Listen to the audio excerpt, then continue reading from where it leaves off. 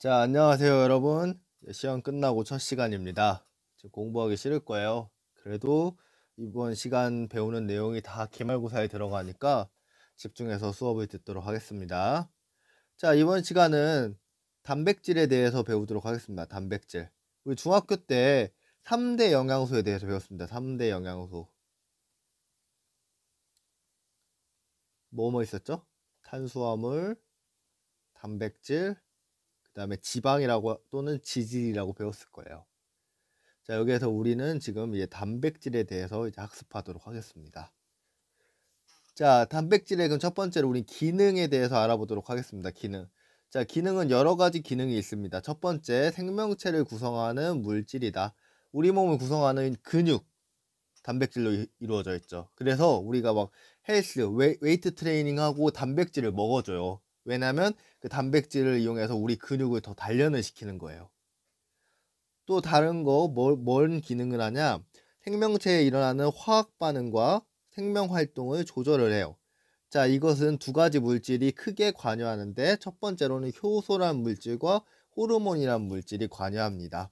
이 둘 다 뭘로 이루어져 있다? 단백질로 이루어져 있다.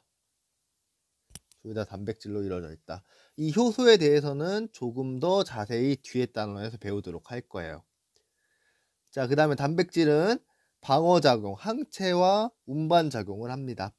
자, 이 항체 요즘에 우리 감기나 또는 무엇인가 외부로부터 병원균이 침입했을 때 이것을 막아주는 역할을 하는 거예요. 그 운반작용은 헤모글로빈은 우리 몸에 있는 산소를 운반해줘요.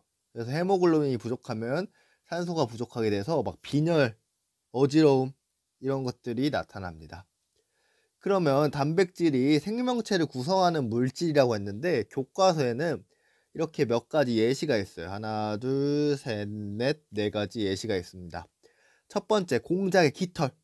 이 깃털도 바로 케라틴이라는 단백질로 이루어져 있습니다. 그 다음에 양의 뿔도 케라틴이라는 단백질로 이루어져 있어요. 자, 그러니까 깃털, 뿔 이런 것도 단백질로 이루어져 있습니다. 그 다음에 생선의 붉은 살도 마이오글로빈이라는 단백질로 이루어져 있답니다.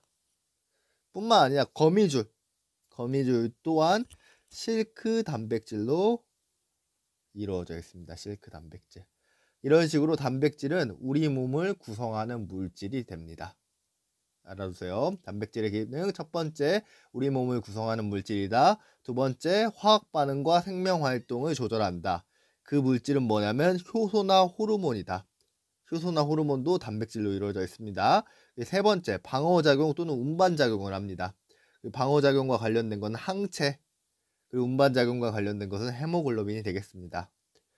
자, 단백질을 구성하는 원소는 탄소, 수소, 산소, 질소, 황이 있습니다. 근데 대표적으로는 거의 여기까지만 얘기해요. 탄소, 수소, 산소, 그 다음에 질소 여기까지만 얘기해요.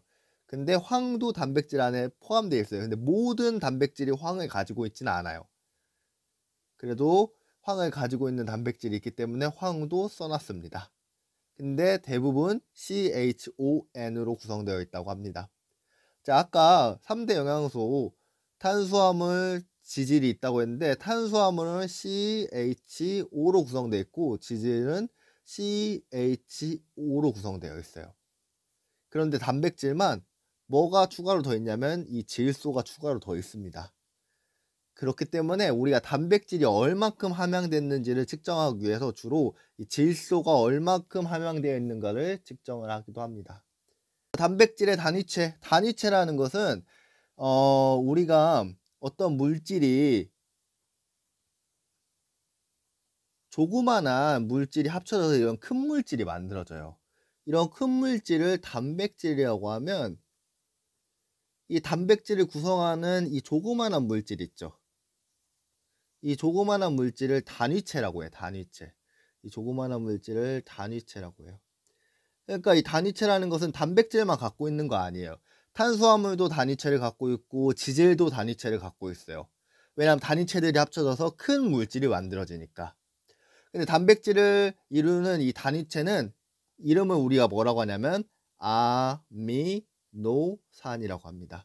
그러니까 여기도 아미노산, 여기도 아미노산, 여기도 아미노산. 이렇게 아미노산들이 합쳐져서 단백질이 이루어집니다. 알겠죠? 그래서 단백질의 단위체, 단백질을 구성하고 있는 단위체는 아미노산으로 몇 종류가 있냐면 20종류가 있어요. 그래서 이 20종류가 배열되면서 단백질의 종류를 결정하는 거예요.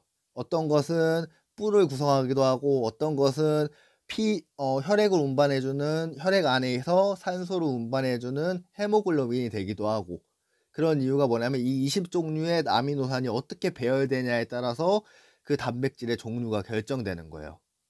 자, 그래서 그 말이 여기 나와 있습니다. 아미노산 종류와 수, 배열 순서에 따라 단백질의 종류가 달라진다. 어떤 거는 헤모글로빈, 어떤 거는 미오글로빈, 어떤 건 젤라틴, 이렇게 결정된다는 거예요. 자, 그렇다면 이런 아미노산들이 만나서 어떻게 단백질이 형성되는가를 이제 선생님이 설명하도록 하겠습니다. 자, 아미노산은 화학식으로 쓰면 이렇게 써요. C.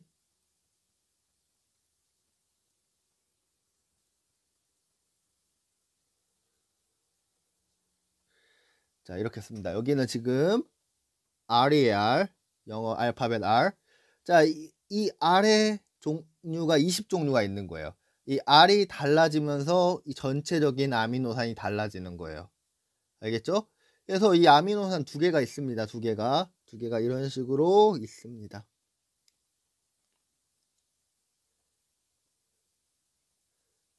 자, 이거는 서로 같을 수도 있고 다를 수도 있으니까 하나는 R이라고 하면 다른 하나는 R'이라고 하겠습니다.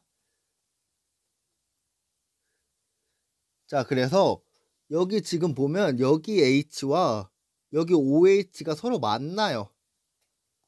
자, 만나면 뭐가 될까요? 그렇죠. H2O가 되겠죠. 이 H2O가 돼서 밖으로 빠져나가요. 빠져나가고 이 N과 이 C가 서로 붙잡게 되는 거예요. 그래서 어떤 그림이 되냐면 나머지 부분은 똑같아요. 이쪽 부분은 똑같아요. 이쪽 부분은. 그래서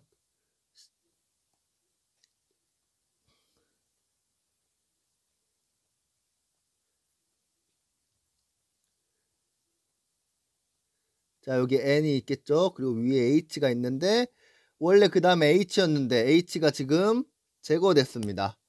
H가 밖으로 빠져나가고 H 대신에 C가 바로 오게 되겠죠. 그리고 여기 다시 C, H, R 프라임, N, H, H가 되겠습니다. 자, 다시 한번 설명할게요. 자, 지금 여기에 H와 OH가 서로 결합해서 H2O로 밖으로 빠져나갑니다. 그래서 여기 있는 N과 여기 있는 C가 서로 붙잡게 돼요. 이제 N과 C가 붙잡은 게 이게 되겠죠. 그래서 우리가 이 결합을 뭐라고 하냐면 이 결합 NHCO 이 결합을 우리가 펩타이드 결합이라고 합니다.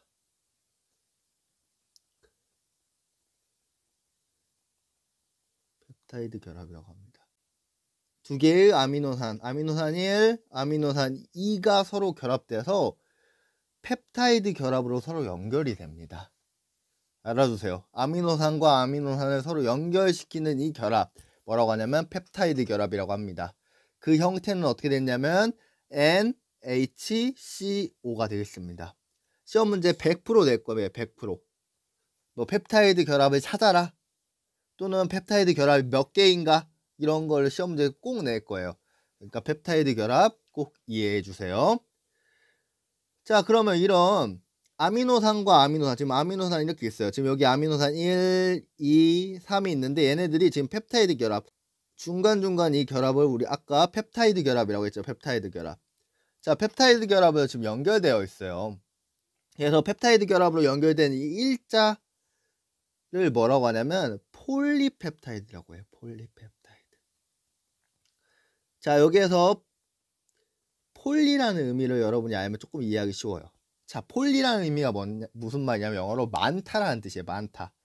그래서 이런 펩타이드 결합이 많은 것이라고 해서 폴리펩타이드라고 합니다. 그래서 폴리펩타이드는 아미노산이 펩타이드 결합으로서 일렬로 연결된 게 폴리펩타이드라고 합니다. 자, 그런데 이게 단백질이 끝이 아니에요. 아까 말했어요. 아미노산의 20가지 종류에 의해서 단백질이 결정된다. 아미노산과 아미노산이 합쳐져서 단백질이 만들어진다고 했는데, 네, 그럼 여기 아미노산과 아미노산 결합했으니까 단백질이 만들어진 거예요? 아니에요. 자, 이렇게 해서 단백질이 모두 만들어진 게 아니라 이 일자로 있는 폴리펩타이드가 서로 엉켜요. 막 이렇게. 자, 여기 보면 지금 이 그림이 잘 나왔는데, 그림이 일자 한번 따라 볼게요. 일자 이렇게 따라갈 수 있어요. 이렇게. 뭐 잘 모르겠는데 아무튼 이런 식으로 따라갈 수가 있어요. 따라가는데 일자가 아니라 서로 꼬여요. 왜냐면 이 중간중간에 있는 이 결합들이 있어요. 중간중간에 있는 이런 결합들이. 이런 결합에 의해서 서로 꼬이게 되는 이런 입체 구조가 형성이 됩니다. 입체 구조가 형성됩니다. 이것까지는 알 필요 없는데 그냥 참고로 안다면 이게 입체 구조 4차 구조라고 해요. 4차 구조. 근데 이것까지 알 필요 없어요. 근데 여러분이 알아야 할 건 뭐냐면 폴리펩타이드가 일직선이라고 하면 그냥 사슬이라고 하면 이런 거지. 사슬이 구부러지고 접혀서 고유한 입체 구조가 형성되는데 이 입체 구조를 우리는 뭐라고 하냐면 단백질이라고 합니다. 단백질. 알았죠? 자, 아미노산 첫 번째가 막 합쳐져서 이렇게 폴리펩타이드가 됩니다. 근데 폴리펩타이드 되고 끝이 아니라 폴리펩타이드가 서로 엉킵니다. 엉켜서 어떤 구조가 되냐면 입체 구조가 됩니다. 입체 구조. 바로 이게 단백질이 되겠습니다. 자, 스스로 확인하기 너무 쉽습니다. 숙제가 되겠습니다. 숙제. 자, 오늘 수업 여기까지. 이 숙제는 수업 시간에 검사하도록 하겠습니다.